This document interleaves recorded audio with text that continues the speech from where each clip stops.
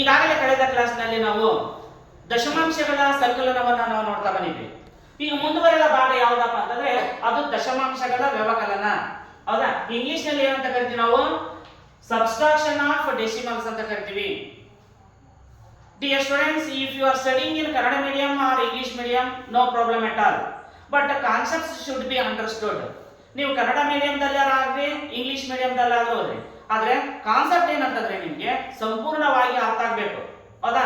ನೋಡ್ರಿ, ಕೊಟ್ಟಿರುವಂತಹ ಲೆಕ್ಕವನ್ನ ನಮಗೆ ಯಾವ ರೀತಿಯಾಗಿ ಹಚ್ಕೋಬೇಕು ಮತ್ತು ಯಾವ ರೀತಿಯಾಗಿ ಸಾಲ್ವ್ ಮಾಡಬೇಕು ಅನ್ನೋದು ನಮಗೆ ಗೊತ್ತಿರಬೇಕು. ಹಾಗಾದ್ರೆ ನೋಡೋಣ. ಈಗ ನೋಡ್ರಿ, ದಶಮಾಂಶಗಳ ವ್ಯವಕಲನವನ್ನ ನಾವು ಅಭ್ಯಾಸ ಮಾಡ್ತಾ ಹೋಗೋಣ. ಈ ದಶಮಾಂಶಗಳ ವ್ಯವಕಲನದಲ್ಲಿ ಯಾವಾಗಲೂ ಮೊದಲನೆಯ ಸಂಖ್ಯೆ ಏನಾಗಿರುತ್ತೆ? ದೊಡ್ಡದಾಗಿರುತ್ತೆ. ಎರಡನೆಯ ಸಂಖ್ಯೆ ಏನಾಗಿರುತ್ತೆ? ಚಿಕ್ಕದಾಗಿರುತ್ತೆ. ಅರ್ಥ ಆಗುತ್ತಾ? ಈಗ ಲೆಕ್ಕವನ್ನ ನೋಡ್ರಿ, ಕೊಟ್ಟಿರುವ ಲೆಕ್ಕ ಯಾವಾಗಲೂ ನಿಮ್ಮ ಪರೀಕ್ಷೆಯಲ್ಲಿ ಅಡ್ಡ ಸಾಲಿನಲ್ಲಿ ಕೊಟ್ಟಿರ್ತಾರೆ. ಅದನ್ನ ಯಾವ ಸಾಲಿನಲ್ಲಿ ಬರ್ಕೋಬೇಕು ನಾವು? ಕಂಬ ಸಾಲಿನಲ್ಲಿ. ಯಾವ ರೀತಿಯಾಗಿ ಹಚ್ಕೋಬೇಕು ಅನ್ನೋದನ್ನ ನಾವು ನೋಡ್ತಾ ಹೋಗೋಣ. ನೋಡ್ರಿ, ಈಗ 8.0456 ಒಂದ್ ಸಂಖ್ಯೆ ಹಚ್ಕೊಂಡ್ಬಿಟ್ಟಿವಿ. ಈಗ ಎರಡನೇ ಸಂಖ್ಯೆಯನ್ನ ಹಚ್ಚಿಕೊಳ್ಳುವುದಕ್ಕಿಂತ ಮುಂಚಿತವಾಗಿ ನಾವು ಈ ಬಿಂದುವಿನ ಕೆಳಗೆ ಬಿಂದು ಬರುವ ಹಾಗೆ ಬರೆದುಕೊಳ್ಳಬೇಕು. ನೋಡೋಣ. ಈಗ ಬಿಂದುವಿನ ಕೆಳಗೆ ಬಿಂದು, ಪಾಯಿಂಟ್ ಕೆಳಗೆ ಪಾಯಿಂಟ್, ಚುಕ್ಕಿ ಕೆಳಗೆ ಚುಕ್ಕಿ. ಹೌದಾ? 3-4 ಹೆಸರಿಂದ ನಾವು ಕರಿತೀವಿ. ಈಗ ನೋಡ್ರಿ, ಬಿಂದುವಿಗಿಂತ ಮುಂಚೆ ಇರುವಂತಹ ಅಂಕಿ ಸಂಖ್ಯೆಗಳನ್ನ ನಾವು ಪೂರ್ಣ ಸಂಖ್ಯೆಗಳು ಅಂತ ಕರಿತೀವಿ.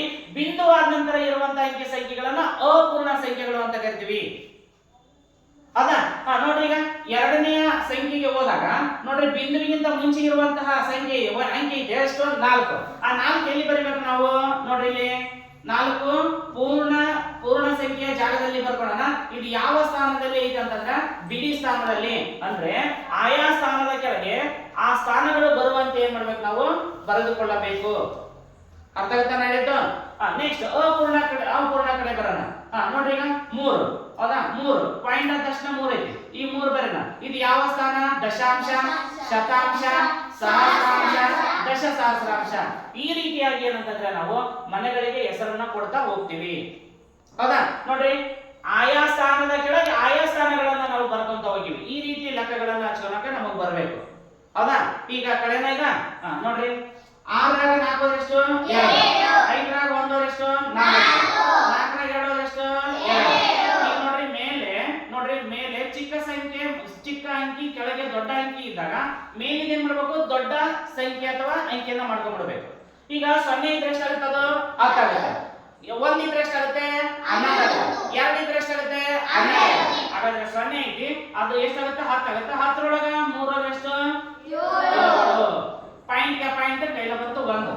ಹೌದಾ? ಅದು ಮೇಲೆ ಚಿಕ್ಕ ಸಂಖ್ಯೆ ಕೆಳಗೆ ದೊಡ್ಡ ಸಂಖ್ಯೆ ಇದ್ದಾಗ ಮೇಲೆ ದೊಡ್ಡ ಸಂಖ್ಯೆಯನ್ನು ಮಾಡ್ಕೊಂಡಾಗ ಹೌದಾ 10 ಕ್ಯಾರಿ ತಗೋಬೇಕು ಅನ್ನೋದು ನಿಮ್ಗೆ ಎಲ್ಲರಿಗೂ ಗೊತ್ತಿದೆ. ದಶಕ ಅಂತೀವಿ, ಕೈಲ ಅಂತೀವಿ. ಹೌದಾ? ಈ ರೀತಿಯಾಗಿ ನಾವು ಹೆಸರನ್ನ ಕೊಡ್ತಾ ಬರ್ತೀವಿ. ಇದನ್ನ 10 ಮಾಡ್ಕೊಂಡಿವಿ. ಹೌದಾ? 10ರಾಗ 3 ಹೋದ್ರಷ್ಟು 7, ಕೈಲ ಬಂತು 1, ಪಾಯಿಂಟ್ಗೆ ಪಾಯಿಂಟ್ ಕೊಡ್ತೀವಿ. ಈಗ 8ರಾಗ 5 ಹೋದ್ರಷ್ಟಪ್ಪ? 3. ಹೌದಾ? ನೋಡ್ರಿ, ಈಗ ಹೆಂಗ್ ಓದ್ಬೇಕನ್ನ? 3.7242 ಪಾಯಿಂಟ್ ಆದ್ಮೇಲೆ ಯಾವಾಗಲೂ ಬಿಡಿ ಬಿಡಿಯಾಗಿ ಓದಬೇಕು.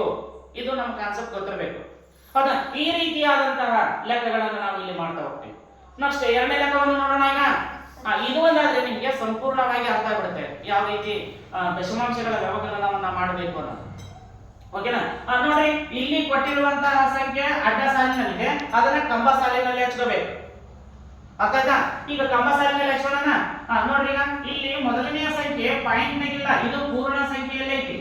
ಪೂರ್ಣ ಸಂಖ್ಯೆ ಇದ್ದಾಗ ನಾವು ಪೂರ್ಣ ಸಂಖ್ಯೆ ಬರ್ಕೊಂಡು ದಶಮಾಂಶಗಳ ವ್ಯವಕಲನ ಆದ್ದರಿಂದ ನಾವು ಇಲ್ಲಿ ದಶಮಾಂಶ ಬಿಂದುವನ್ನ ನಾವು ಕೊಟ್ಟು ಮುಂದೆ ಒಂದು 0 ಬರ್ಕೊಂಡ್ಬಿಡೋಣ. ಯಾಕಂದ್ರೆ ಮುಂದಿನ ಸಂಖ್ಯೆ ಎಲ್ಲೈತಿ? ಎದುರಾಗ ಐತಿದ್ರ ಪಾಯಿಂಟ್ ನಾಗ ಐತಿ. ಅದಕ್ಕೋಸ್ಕರ ನಾವು ಪೂರ್ಣ ಸಂಖ್ಯೆ ಆದ್ಮೇಲೆ ಒಂದು ಪಾಯಿಂಟ್ ಕೊಟ್ಟು 0 ತಗೊಂಡೆ. ಯಾಕಪ್ಪ ಅಂದ್ರೆ ಮನೆಗಳನ್ನ ನಾವು ಸಮನಾಗಿ ಮಾಡಿಕೊಳ್ಳೋಕೆ, ಯಾವಾಗ ನಮಗೆ ಮನೆ ಸಮ ಮಾಡ್ಕೊಂತೀವಿ ಅವಾಗ ಲೆಕ್ಕ ಮಾಡಕ್ಕೆ ನಮಗೆ ಈಜಿ ಆಗುತ್ತೆ. ಅರ್ಥ ಆಗುತ್ತೆ ಎಲ್ಲರಿಗೂ? ನೋಡ್ರಿ, ಈಗ ಪಾಯಿಂಟ್ ಕೆಳಗ ಪಾಯಿಂಟ್ ಹಾಕೊಂಡ್ಬಿಡ್ರಿ. ಅದಕ್ಕೋಸ್ಕರ ನಾವು ಪಾಯಿಂಟ್ ಕೊಟ್ಟಿರೋದು ಪೂರ್ಣ ಸಂಖ್ಯೆಯಲ್ಲಿ. ಪಾಯಿಂಟ್ ಕೆಳಗ ಪಾಯಿಂಟ್ ಅಲ್ವಾ? ನೋಡ್ರಿ, ಈಗ ಪೂರ್ಣ ಸಂಖ್ಯೆಯಲ್ಲಿ ನೋಡ್ರಿ 2 ಐತಿ ಬಿಡಿ ಸ್ಥಾನದಲ್ಲಿ, 10 ಸ್ಥಾನದಲ್ಲಿ ಏನಿಲ್ಲ, 100 ಸ್ಥಾನದಲ್ಲಿ ಏನಿಲ್ಲ. ಪಾಯಿಂಟ್ ಆದ್ಮೇಲೆ ನೋಡ್ರಿ ದಶಮಾಂಶ ಸ್ಥಾನದಲ್ಲಿ 4 ಐತಿ, ಶತಾಂಶ ಸ್ಥಾನದಲ್ಲಿ 0 ಐತಿ, ಮೇಲೆ ಏನಿಲ್ಲ 0 ಬರ್ಕೊಂಡ್ಬಿಡಿ. ಅರ್ಥ ಆಯ್ತಾ? ಮನೆಗಳ ಸಮ ಮಾಡ್ಕೊಂಡಿವ. ಈ ಲೆಕ್ಕವನ್ನ ನಾವು ಈಜಿ ಮಾಡ್ಬೋದಾ? ಈಜಿಯಾಗಿ ತಗೊಳ್ಳಿ. ಸೊನ್ನೆಗೆ ಸೊನ್ನೆ. ಈಗ ನೋಡ್ರಿ ಸೊನ್ನೆ ಒಳಗೆ 4 ಹೋಗಲ್ಲ, 10 4 ಹೋದ್ರೆ ಎಷ್ಟು 6. ಪಾಯಿಂಟ್ಗೆ ಪಾಯಿಂಟ್ ಕೈಲ ಬಂತು ಒಂದು. ನೋಡ್ರಿ ಈಗ ಕೆಳಗೆ ಎಷ್ಟತ್ತು 3 ಆಯ್ತು. ಈಗ ಒಂದ್ರೊಳಗ 3 ಹೋಗಲ್ಲ, ಎಷ್ಟೊಳಗ 11 3 ಹೋದ್ರೆ ಎಷ್ಟು 8. ಕೈಲ ಬಂತು 1. 10 ನೋಡ್ರಿ ಸೊನ್ನೆ ಐತಿ ಮೇಲೆ, ಸೊನ್ನೆ ಮೇಲೆ ಐತಿ ಕೆಳಗೆ 1 ಐತಿ. 10 1 ಹೋದ್ರೆ ಎಷ್ಟು 9. ಕೈಲ ಬಂತು 1. 1 1 ಹೋದ್ರೆ ಎಷ್ಟು 0. ಅಂದ್ರೆ 98.60. ಈ ರೀತಿಯಾಗಿ ನಮಗೆ ಲೆಕ್ಕಗಳನ್ನು ಹಚ್ಚಿಕೊಂಡು ಮಾಡಕ್ ಬರಬೇಕು. ಮತ್ತು ಪಾಯಿಂಟ್ ಆದ್ಮೇಲೆ ಬಿಡಿ ಬಿಡಿಯಾಗಿ ಓದಕ್ ಬರಬೇಕು. ಈ ರೀತಿಯಾದಂತಹ ನಾವು ದಶಮಾಂಶಗಳ ವ್ಯವಕಲನ ಲೆಕ್ಕವನ್ನ ನಾವು ನೋಡ್ತಾ ಹೋಗ್ತೀವಿ. ಎಲ್ಲರಿಗೂ ಅರ್ಥ ಆಯ್ತಾ? ಹಾಗಾದ್ರೆ ಮುಂದಿನ ಕ್ಲಾಸ್ ನಲ್ಲಿ ಏನಪ್ಪಾ ಅಂತಂದ್ರೆ ದಶಮಾಂಶಗಳ ಗುಣಾಕಾರ ಮತ್ತು ದಶಮಾಂಶಗಳ ಭಾಗಾಕಾರವನ್ನ ನಾವು ನೋಡ್ತಾ ಹೋಗ್ತೀವಿ. ಅವೆರಡು ಕ್ಲಾಸ್ಗಳು ತುಂಬಾ ಇಂಪಾರ್ಟೆಂಟ್ ಆಗಿರ್ತವೆ. ಅವು ಮುಂದಿನ ಕ್ಲಾಸಸ್ ಅಲ್ಲಿ ನಾವು ನೋಡೋಣ. ಮತ್ತೆ ಎಲ್ಲರೂ ಮುಂದಿನ ಕ್ಲಾಸ್ ನಲ್ಲಿ ಮತ್ತೆ ಎಲ್ಲರೂ ಭೇಟಿ ಆಗೋಣ. ಎಲ್ಲರಿಗೂ ಗುಡ್ ಲಕ್.